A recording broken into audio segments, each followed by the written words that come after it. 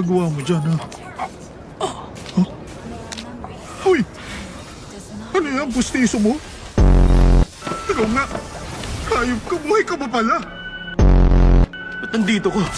Anong ba't nandito ako? Ikaw ba't nandito ka? 3 taong di ka mahagilap tapos mama mo patay na pala.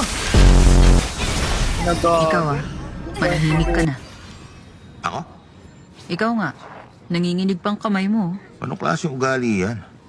Dapat di tayo pumili ng babae. Akala mo, sino? Nagpayo ka pa talaga. Eh, tumira ka lang para kumalma. Putang ina mo.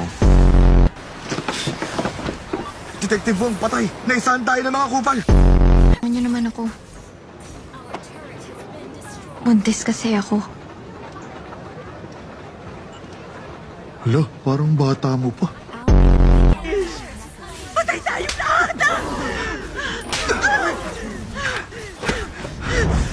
Kung susuko ka ngayon, papatayin kita bago ka patayin ng mga Diyos mo.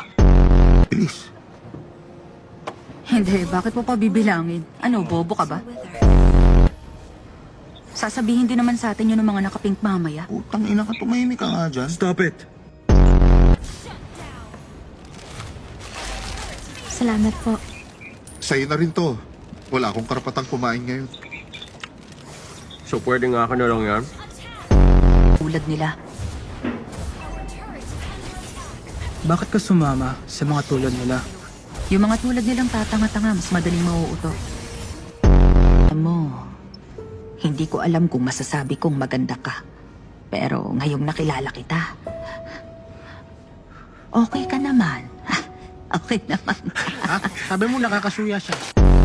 Oo nga pala. Nakalimutan mo yung lyrics ng concert finale.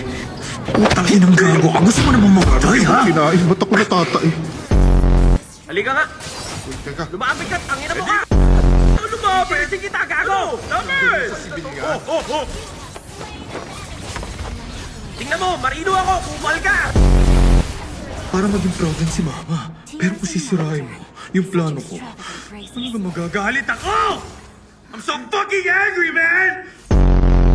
Sabi mo, nascam ka sa rental bill kaya wala ka nang uwi paglabas mo, di ba?